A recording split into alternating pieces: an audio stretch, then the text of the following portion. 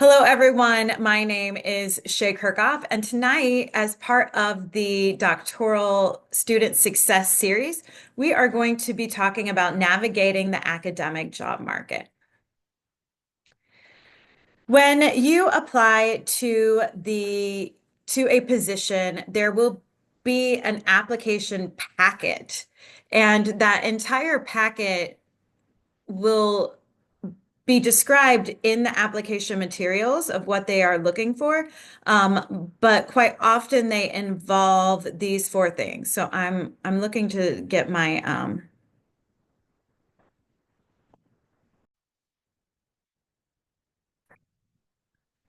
these are the four parts of the application that I have seen as standard across institutions and departments. So CV stands for a curriculum vitae, and a CV is different from a resume. So you may have learned that your resume should be one page, two-page max. And that continues to be true for a resume, but this is not that.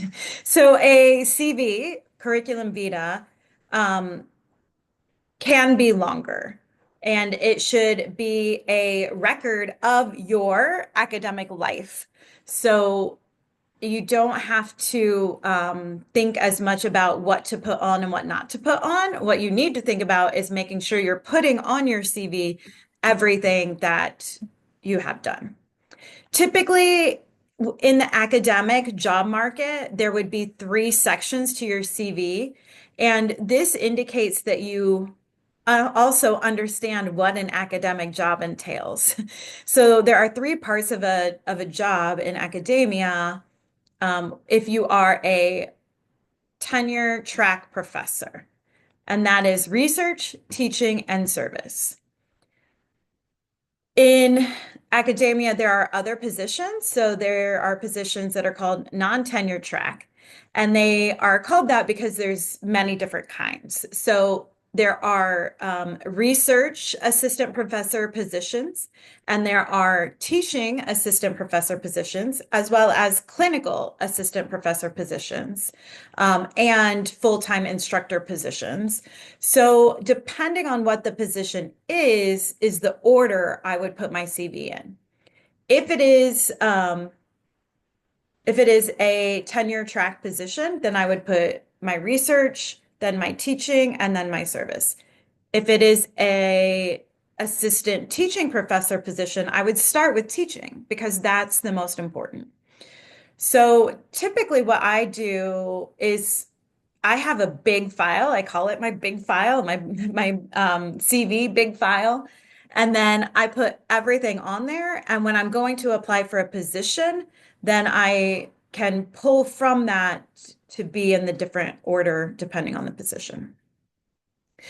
The CV starts with your contact information, just like a resume does. It starts with your education, just like a resume does. So, in backwards chronological order. So, where you're getting your doctorate, which doctorate you're getting, where if you have a master's degree, what that is, and the institution, and then bachelor's, what it's in, and your institution, and then these other sections.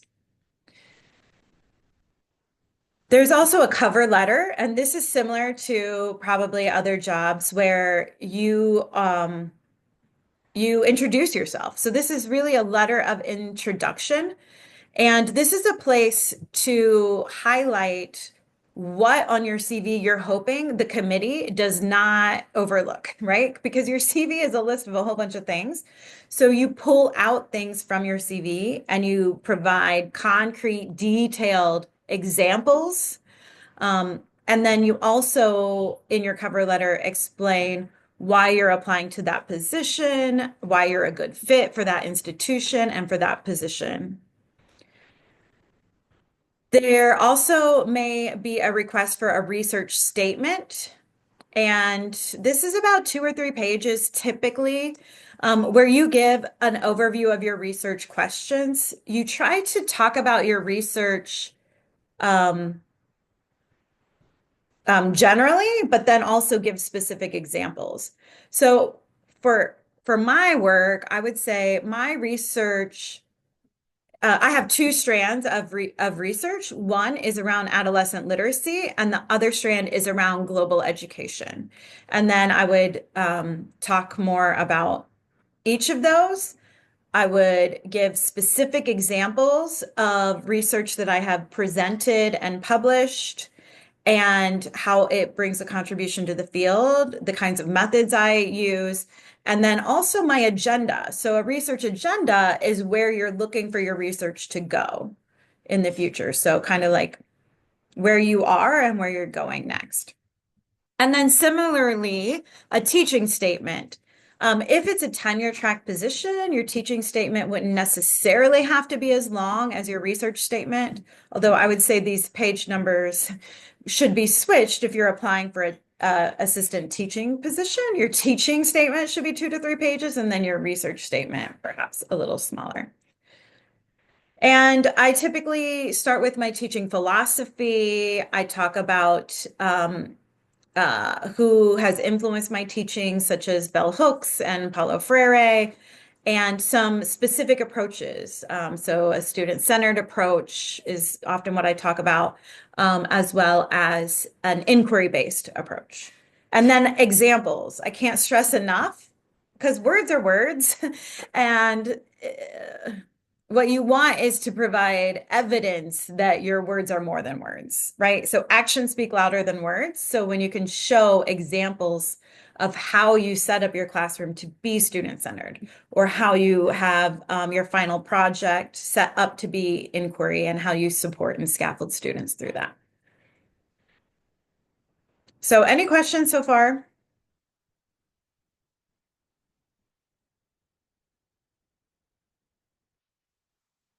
All right.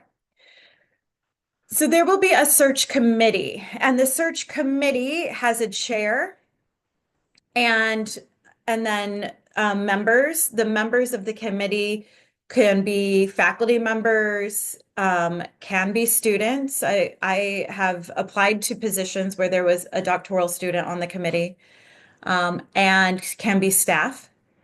Um, and so that's in academia, such as a university position.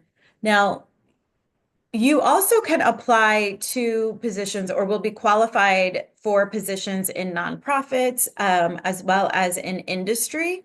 And I can't speak to that from my experience because I haven't done that. But regardless of whether it's a committee hiring or a person in industry, and in nonprofits, it might be a person instead of a committee, they're still looking for fit. Okay.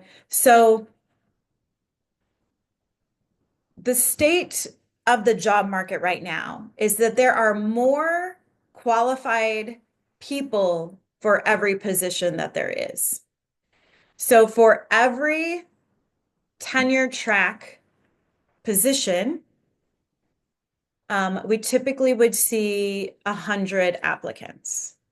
And there are not necessarily 100 positions open that year, right? So that means that there are more there's that being qualified isn't enough. So maybe in my past, I would apply for positions that I wasn't necessarily even qualified for and get them because they just weren't enough people, and I was willing to stretch and learn. This is a little different. This is competitive. The academic job market is highly competitive. And so they're looking that you are qualified and that you're a good fit. So the way that as a search committee, we think about fit is that we are hiring for a specific position, but we might be anticipating where in the future the needs may be. Or we know that we need, so let me give a concrete example. When I applied to the position at the University of Missouri St. Louis, the position was for curriculum. So it was a curriculum, the courses that the person was going to be teaching were in curriculum, but they knew that they needed more faculty that had secondary education experience to be in the program meetings around designing the courses for the different methods, the different subject methods. So I applied for curriculum, but I fit their needs because I also had that secondary school education experience, right? Um, and then they were also looking for a person because it's UMSL and you all understand UMSL that could do multiple things. Okay. So we don't have multiple sections of the curriculum class. We have one curriculum class in the fall, one curriculum class in the spring, and one in the summer. But that is not a teaching load. So a teaching load is typically two or three per semester. And then summer is extra compensation for people. So that means that, yes, they needed someone to teach those curriculum classes, but they needed someone who could teach other classes as well. So that's what we're talking about needs. The needs will be spelled out in the call. So the title might be Assistant Professor of Curriculum, but then it will say, um, um, requirements and preferred. And if you meet all of the required characteristics, then you should apply to the position. If you meet all of the required and some of the preferred, you should apply to the position. If you meet all of the required and all of the preferred, then you've got a really good chance and you should definitely apply to the position. I think sometimes though we talk ourselves out. I'm like, oh, I'm not a perfect fit. Well, you should still apply. They're also looking for the potential for collaboration. So I did work in other countries. I had been to China. Well, they knew that they were gearing up an EDD cohort from China, and they were looking for faculty that might be willing to collaborate with these scholars. 14 scholars were coming. So that was another way that I ended up being a fit where I didn't necessarily know that when I applied to the job. They're looking for skills and somebody who understands what research is, can do that research independently, and has a clear research agenda of what they're going to do so that they can just take off running, and evidence of teaching effectiveness. So that's what you can start doing now. You need to be able to demonstrate if you're looking for a job in academia, such as a tenure track position or an assistant research professor or assistant teaching professor. This is what you need to be doing now. You need to be getting that experience. So apply to be an adjunct in your department for the bachelor's level classes. Um, or talk to your mentor to see if you can be a um, have like a supervised teaching experience with your mentor. Um, Strong research skills. That's not just your dissertation. Everyone does a dissertation. So everyone who applies to that position is going to have a dissertation. So what else can you do? You can do some independent or first author with other students, smaller projects, but that shows that you have those skills because you were able to do it independently. Okay, if you were applying to, let's say, there's some other entities at UMSL and other universities have these entities too. For example, the Office of Student Affairs. I have had former students who have applied to those positions. Then you would want to be able to show evidence of the skills that are needed for that position. So, being a mentor for other students, being on the student government bodies, those kinds of experiences. We also at UMSL have the Community Innovation and Action, the Center for the Community Innovation and Action Center. SIAC is what we call it. So I don't often remember what it stands for, but they do research and evaluation work on contract for nonprofits in the area. So those research skills that you're developing as a doctoral student would be very important in order to apply for a position in that center. We also have the Center for Teaching and Learning. So teaching is at the college level is again another way of building that CV.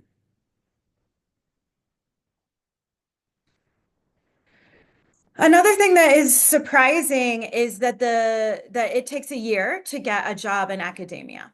So you want to be thinking, so if you want a position in August of 2028, no, 2027, then you're going to start preparing your materials um, the summer of 2027. Okay. So this summer, you would be preparing your materials so that you would apply in the fall. The interviews would be in the winter of 2026, and then offers in spring of 27 to start August 27. Okay, so it takes a year. And so if you're looking for not August 27, but August 28, then you have some time. If you're looking for August 27, then now. I'm so glad you're here because now is when you need to start getting these materials together. So prepare your materials. Make sure you get feedback from two or three people. So your advisor, other mentors, um, because these search committees are picky. I'm telling you, it's competitive. So you want to make sure that you have the correct grammar, correct spelling, that your commas are APA style commas or whatever your discipline uses. You want to make sure that it's clear, that it is your voice that you are shining through. And so you want people to look at it that know you. Um, and then you can also ask an outsider to get feedback, somebody not in academia. So, because there might be, well, somebody not in your field, I mean, to make sure that there's no jargon in there because your search committee may or may not be in your field. Fall is typically September is when I might start seeing the first job posts for that next year. A lot of posts in October, and then some will trickle in November, some trickle in December. I mean, we even just posted one in March, so they'll trickle in, but there will be a lot in October.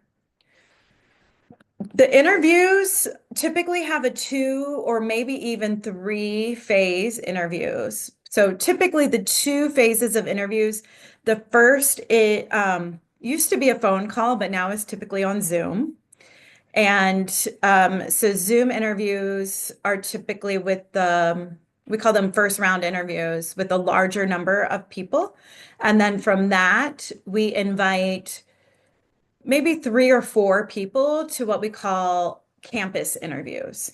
The campus interviews, the university flies the candidate out, hosts them in a hotel because it typically is 2 days. So then let's say you fly in on Tuesday night, you might have dinner with the search committee Tuesday night. That is part of the interview. So as soon as your plane lands, like you're on, you are on. Everyone you meet is taking notes, filling out surveys. Um, so you're on. So probably a dinner with the search committee Tuesday night. Monday morning, you might meet with the department chair, then the dean, then give a job talk. A job talk is where you talk about whatever is most important for that position. So in a tenure track position, quite often it's your dissertation. Um, I I I like to talk in my job talks. I liked to talk about my dissertation, but then also a research study that I would choose that really matched the job description. So I wouldn't just talk about my dissertation, but typically you can just talk about your dissertation. That would be standard, that would be expected. Um, I like to exceed expectations, I guess. So I would also like try to think about how I could package my job talk in a way to show more than one thing, to show that I was more than one thing. Um, but maybe that's why I didn't get some jobs because sometimes they're looking for a specialist in that one thing, and um, that's not me. I like to do a lot of different things. Um, so there's the job talk, a teaching demonstration. One time I had to do a teaching demonstration, but it was faculty members and I had to pretend they were students. You can always ask clarifying questions like, do you want me to treat you like you are who you are? Or do you want me to treat you like your students and have never heard of this topic before? Like, because that can be awkward if you're not sure what they are wanting. Um, and then lunch with a group of people, and then maybe a 2 hour long interview session with the search committee. That's where you also get to ask questions. By the way, all of these things you can ask questions. So with the department chair, with the dean, with the on the Zoom interviews, you're going to be expected to ask questions as well as answer questions. Maybe a tour of the campus. So bring comfortable shoes. If you want to wear specific shoes for one part, just make sure that you have shoes that are comfortable enough to do some walking. Um, I'm just trying to think of everything that all the mistakes I made and like I had an interview at a campus. It was beautiful, one of the most beautiful campuses, but I didn't realize it would be a walking tour of the campus. And it was lovely, but I was wearing pumps, like high heel pumps. And so my feet did not thank me that night. Some places I went, it was 3 days. I was there 2 nights, 3 days, 2 nights. So that just depends.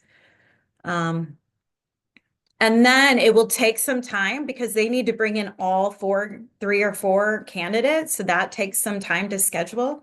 Then the search committee has to debrief. They have to take all that feedback, the different surveys from all the people that you met, consider that. They then give the recommendation to the department chair, who then gives it to the dean, and then the dean has to approve. And then once the dean approves, because it's really the dean, but that's hiring the person, then it goes to the chancellor, and the chancellor has to approve. So it has to go up the chain, and then it gets back to the search committee before they can extend you the offer. So it takes some time. So your interviews might be December, January, February, but you might not get an offer until March or April. Just a note, it is okay to ask more time. Well, number one, if you get an offer, you should thank them for the offer and ask for some time to think about it. Um, it's really exciting.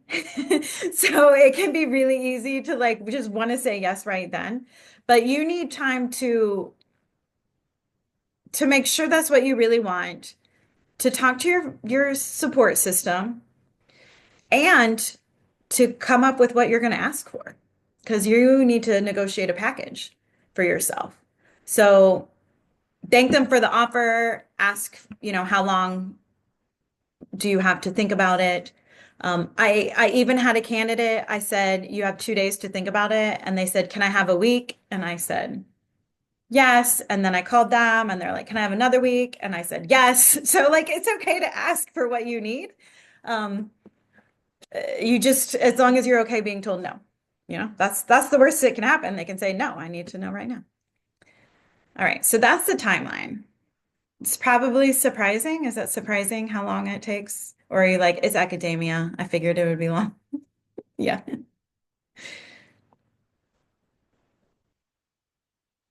Okay. When you're thinking about a position, you should be thinking about the different variables. So the start date of the position, the location geographically, whether it's local to the St. Louis area, or are you willing to go Midwest? Are you willing to go national? Are you even willing to go internationally? Do you have any flexibility with the start date? Do you have flexibility geographically? And the position type. So your the position type, meaning whether it's tenure track or a research position or a teaching position, whether it's at a Research One university or a Research Two university or a liberal arts college. And what I say is if you have one variable that is not flexible, then you need the other two variables to be flexible. So you have to prioritize here. So if you have to get a position the August after your graduation, then you're going to have to be flexible with the geography, like you might have to move, and you're going to need to be flexible with the position type. Like in order to get a local position, like if that is the must, then you might need to be flexible with the start date.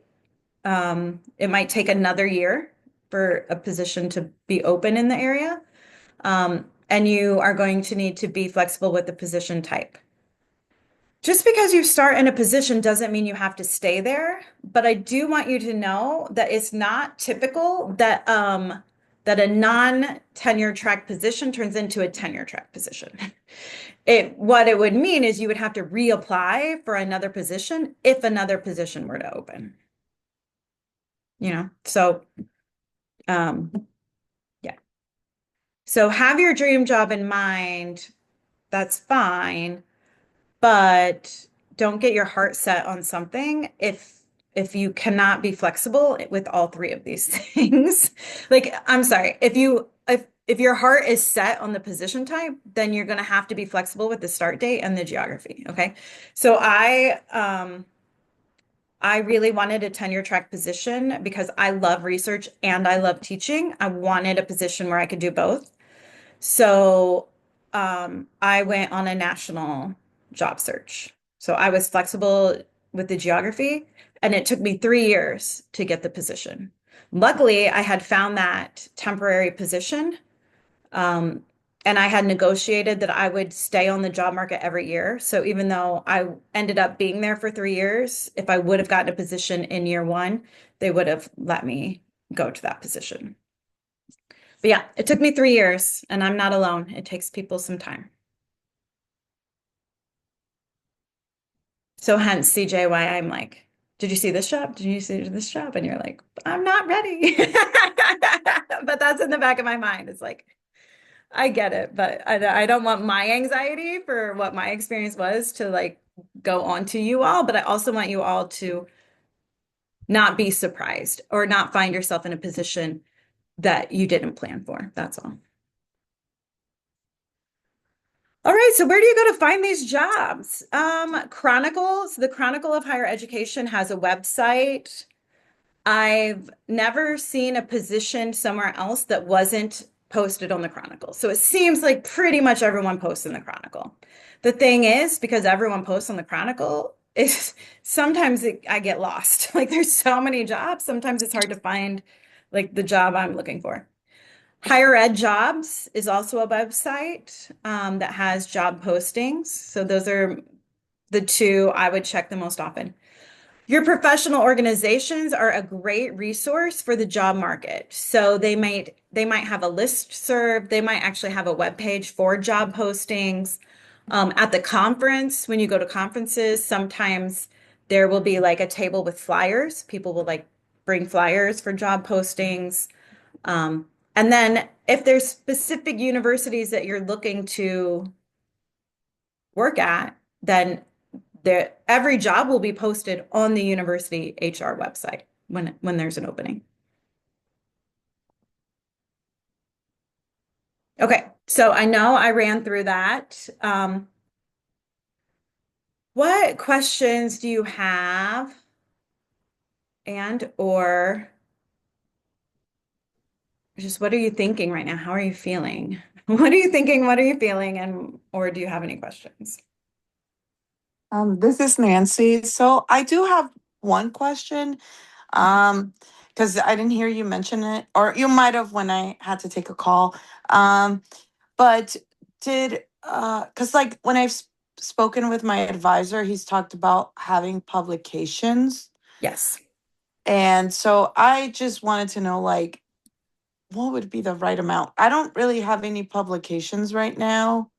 I've had like conference presentations on some research and stuff like that. I also have non academic presentations and materials because I worked at a previous job where I and a team assembled writings for the CDC and stuff like that, right? So I was a part of a team, so I can use that as like materials and Yep. state those.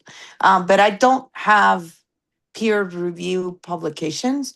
So I just wanted to know, like, in your experience, how important is that coming out of like graduate school if there's like no publications?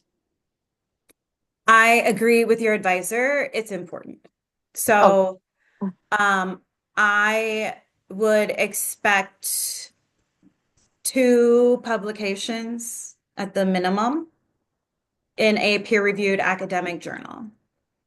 So then that begs the question, well, how do you get those publications, right? So one way I got a publication was to work with my advisor Mhm. on their research and um, be even like a fourth or fifth author. So once Mhm. you're a professor, being first author and second author is good. As a student, that doesn't matter as much as just being on a paper.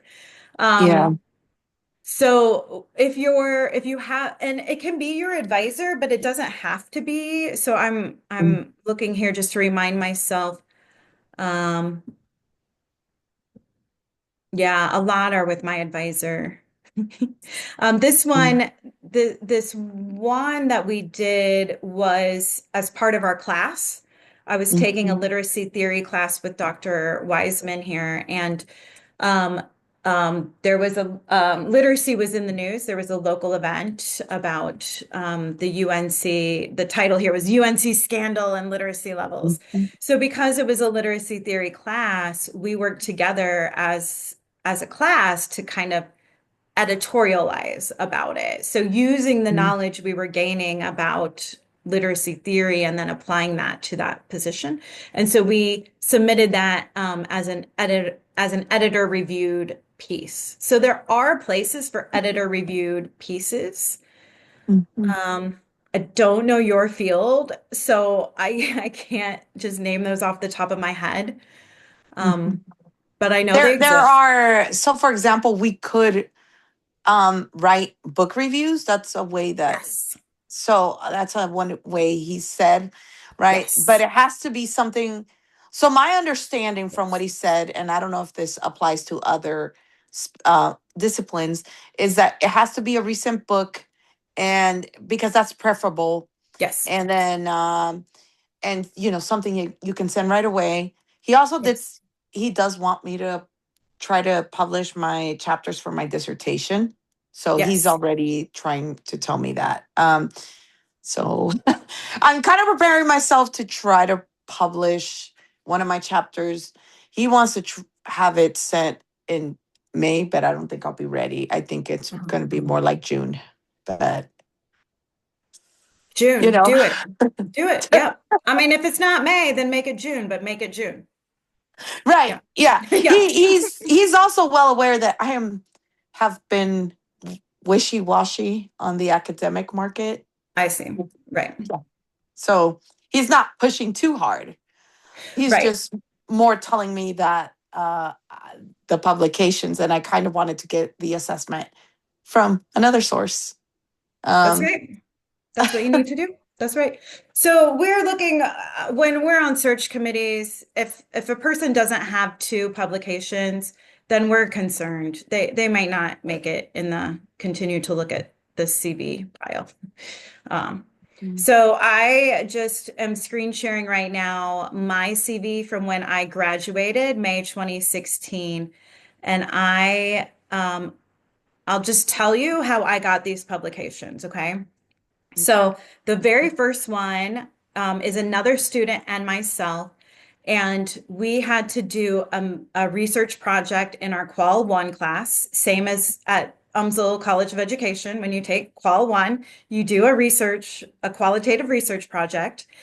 Um, and it was small, we had three interviews, but we got it published because it still was research. It's research. It was just a small scale research study. And we published it in this journal, which still exists. It's called Current Issues in Education. And it is a graduate student run journal for the purpose of helping graduate students publish. So maybe in your field, there might also be a graduate student run publication. And this isn't the only one. In my field, there's also one called, oh, right here, Journal of Language and Literacy Education. CJ, I'm going to call you out again, but just because you know. So this is the first time I met Michelle. She was the editor for this journal. It was a graduate student run journal, and she was the editor. Yeah. But we didn't realize that we knew each other until we like actually became friends. And then we're like, wait a minute, I do know you. Okay, so that one was I was first author and so I got to design the research study and my advisor was the second author. So I led like I had to come up with the idea and I had to do the interviews and I had to do the data analysis, but she was right there with me along the way to, make it good. So, um so there's the first one I talked about, which was kind of the opinion piece editor reviewed.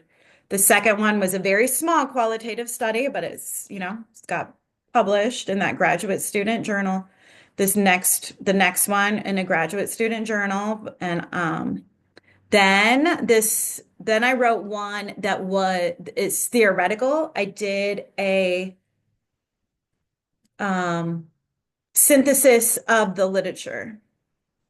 So I did a synthesis of the literature and published that in the conference proceedings. So some conferences have proceedings that are published. This is different than, for example, AERA, which is an education association. You can upload your paper to the conference website. That's not the same. This is published. Like you can go and find this still at this. You can see it's a Sage Pub on the screen here. So um, then this next one, this was my advisor's project that I was a graduate research assistant on, and then Abby Graham was a research assistant on, and we assisted Dr. Spires. Um, and this other one, I assisted her. And then there's one more that I did by myself, which I travel, and I traveled to Belize and I made it a research study. So I made it a research study and I interviewed teachers in Belize when I was there. Um,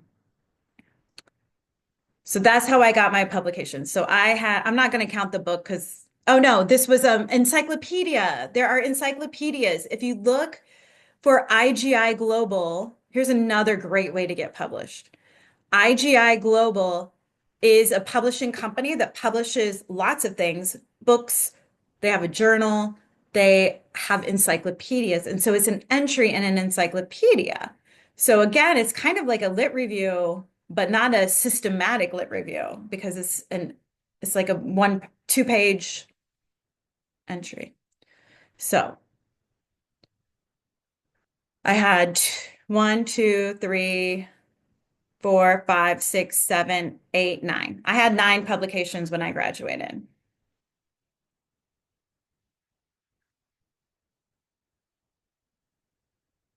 Right? That was a great question. Thanks for that, Nancy. Um, I have a No semi. problem. I did want to ask a follow-up question, yes. just related but unrelated. Um, so I have the other materials that are not peer reviewed. Is that still important to highlight? Because it was what we would call civically engaged research. So it was not peer reviewed, but I don't know if there's even like I have it in my CV. Like it's there, but is that something that I could talk about in those contexts? Because I feel like I have more public facing um Yeah. research or publications. Yes, that's great. So then I like the way you worded that.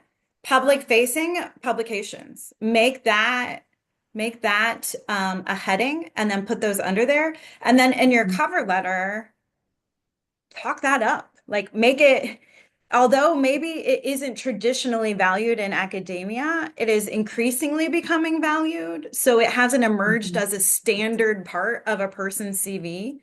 But you can Mhm. make that argument that public facing scholarship is important to bridge the research practice policy gap.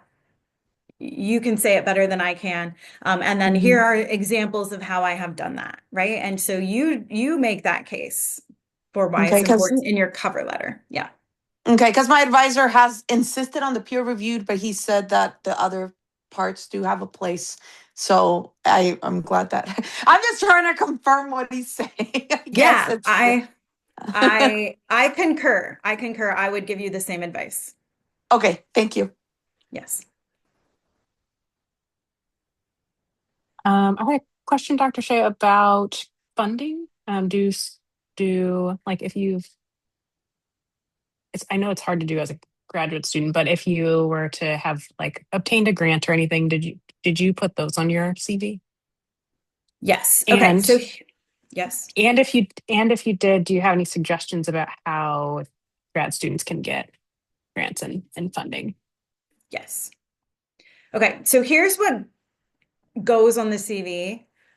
Just a note, I went on Canva and typed curriculum vitae templates, and wow, those are not those are not what remember the academia is slow moving and traditional. And so this black and white that I'm telling you that what's on the screen is just white background with black text and there's two fonts, not 12. There's no color.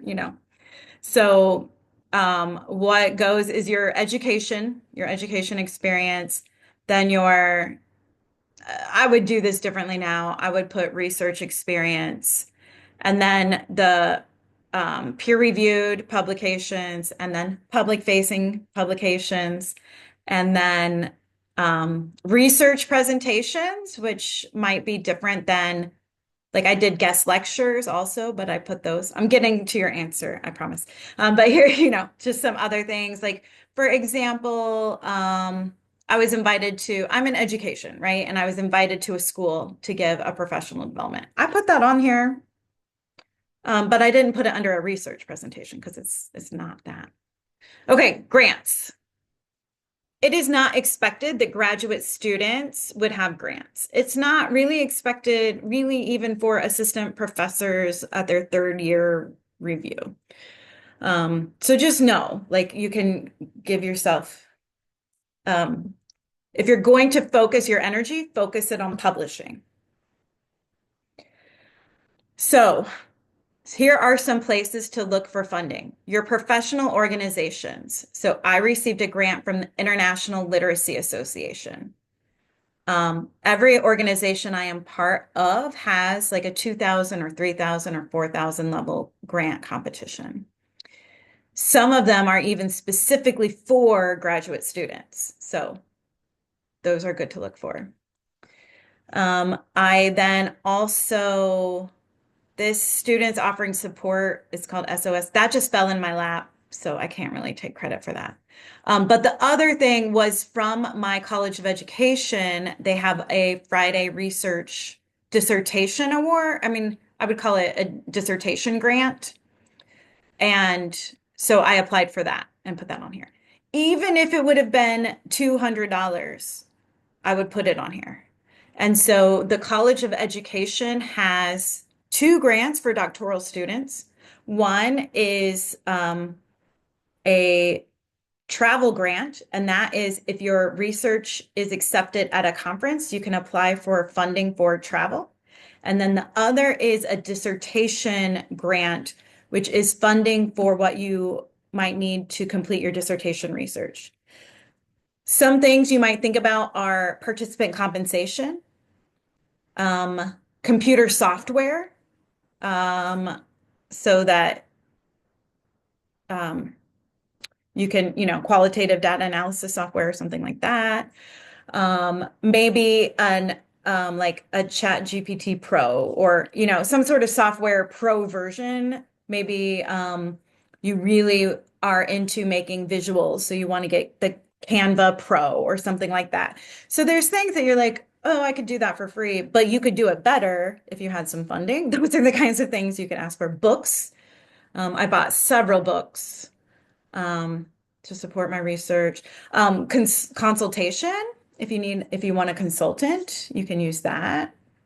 Um, like an honorarium for a person from a different university, kind of to provide mentoring or consultation for you. Those are some things you could ask for. Linking this back to one of the previous workshops, would an editor, a professional editor for your dissertation be relevant? Put it in there. I've never seen the committee fund that.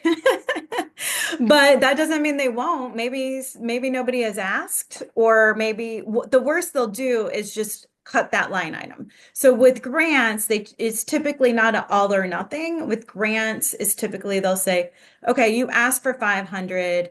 We don't agree with this line item. We're giving you 400. But that's a good idea. Yeah.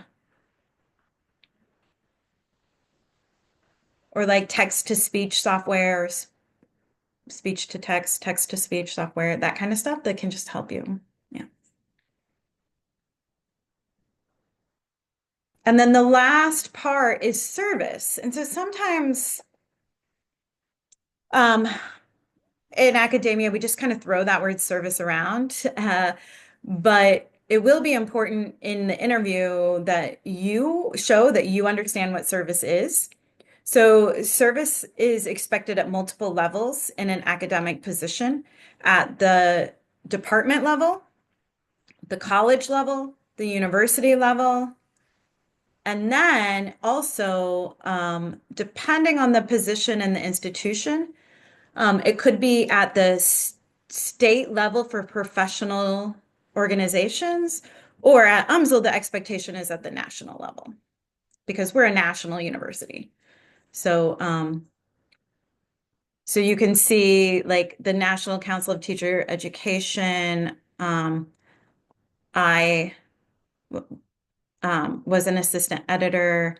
Um, I was a reviewer. That's a volunteer position. So I suggest that all of you sign up to be a reviewer for the conferences you go to.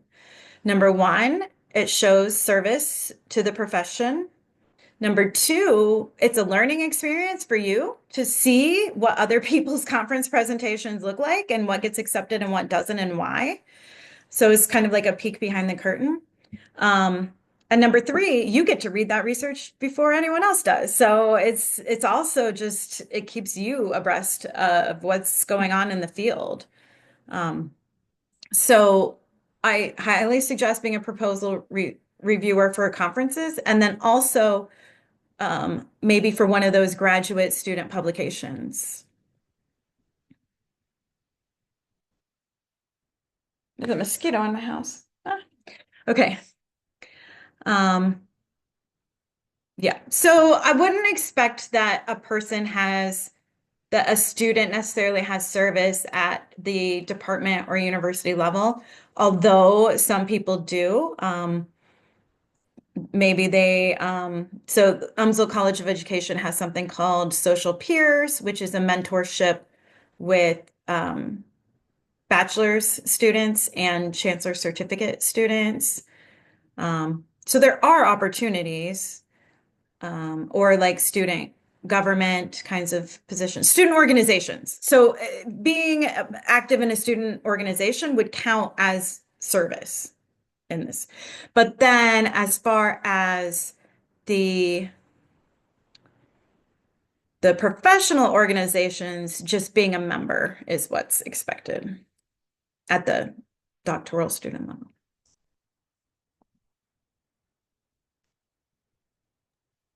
Other Two, questions? yeah, two follow-up questions. One, does service have to be within the field of education or can it be like broader community service? And then I'm a little bit embarrassed to ask the second question, but what does it mean to be a national university? Sure. Okay. So, give it a different heading to show that you know that service means to the field. When in academia, we're talking about service, we are talking about being on a committee for the university or working with a professional organization. So I liked Nancy's word community engaged. So community engaged work or community organization work, that does show that, that's evidence of your character. That's evidence of kind of practicing what you're probably your scholarship is about, right?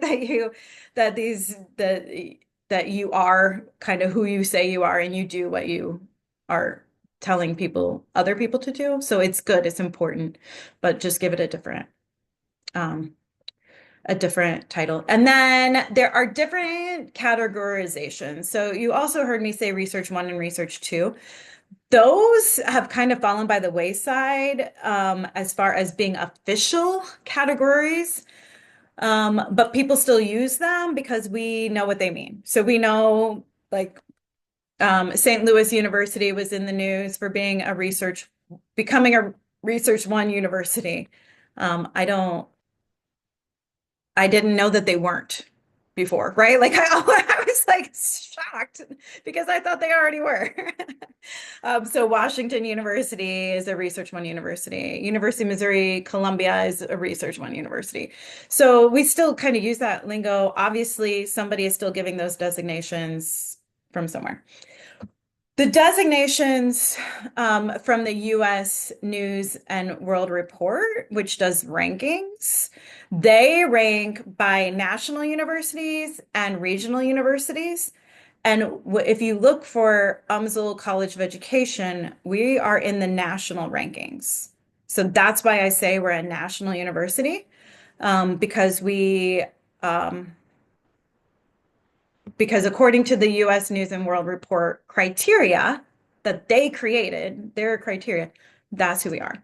I use that word also though, because when I'm mentoring faculty, I'm I am on the search committees and I'm on the promotion committees.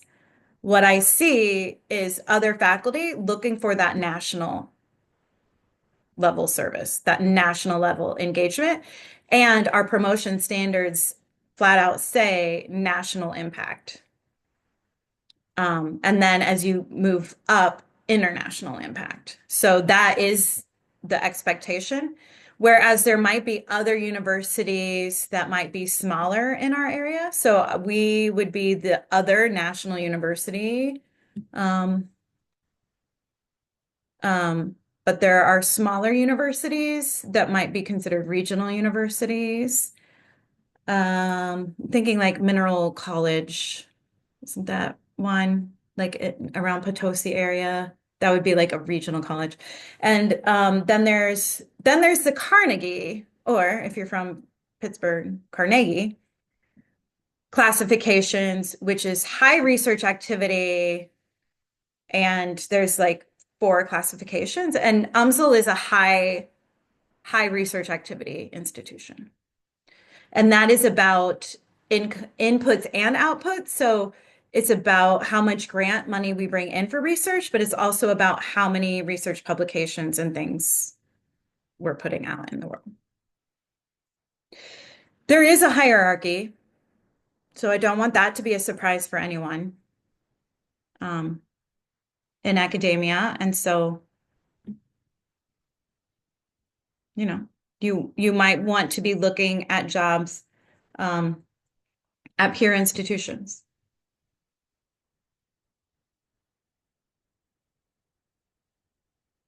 Other questions? Experiences, thoughts?